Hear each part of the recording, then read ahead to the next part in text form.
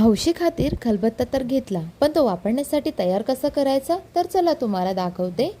तर पहिले तर कुटणी आणि खलबत्ता मी दोन्ही स्पंजने छान असं घासून घेतलेलं आहे, म्हणजे त्याची जी धुळीचे आणि मातीचे जे कण असतील ते निघून जातील।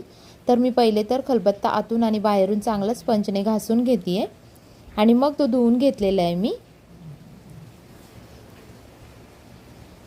तुम्ही माझे व्हिडिओ कुठून बघता मला नक्की कमेंटमध्ये सांगा।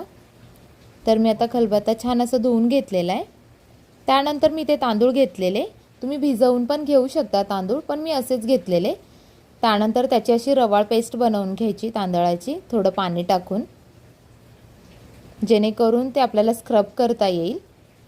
आपण फेसला कसं स्क्रब करतो त्या प्रकारे त्या कुटणीला आणि खलबत्त्याला आपल्याला आतून बाहेरून स्क्रब करून घ्यायचं आहे, म्हणजे त्यावरती जे दगडाचे छोटे छोटे कण असतात, मातीचे छोटे कण असतात ते निघून जातात।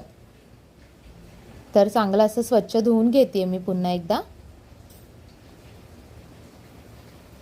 त्यानंतर मी थोडीशी हळद घेतलेली, हळद ही लावल्याने मेन म्हणजे त्याच्यावरचे जीवजंतू असतात ते निघून जातात, तर त्यासाठी मी हळद लावून घेतलेली।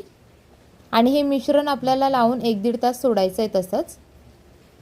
तर कुटणीला आणि खलबत्त्याला आतून बाहेरून मी चांगली अशी हळद चोळून घेतली आहे। 1-1.5 तासाने ते वाळल्यानंतर मी पुन्हा तो स्वच्छ धुवून घेतलाय। परत मी एकदा स्पंजने घासून घेतलेला आहे खलबत्ता।